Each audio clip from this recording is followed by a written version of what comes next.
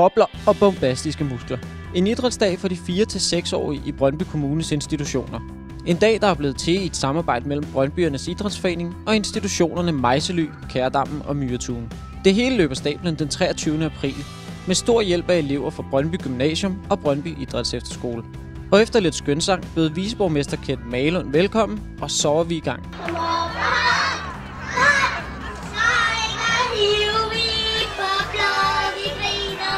Nu er idrætsdagen startet, og I må have en rigtig god dag alle sammen.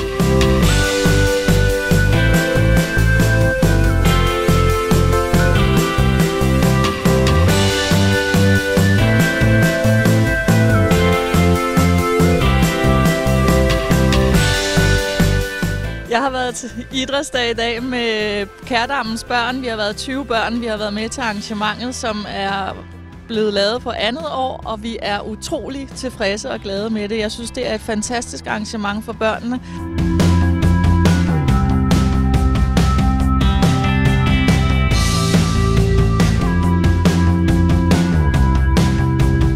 Og børnene var da også yderst begejstrede og havde hver især deres favoritdisciplin. Det var det sjoveste at trække det der reb til løb. At løbe?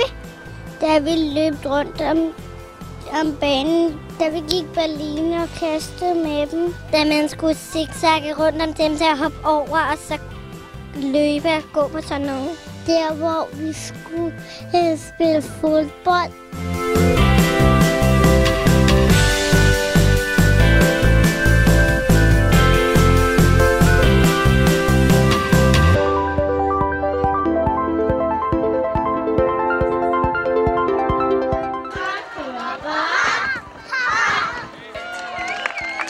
Tak for i dag.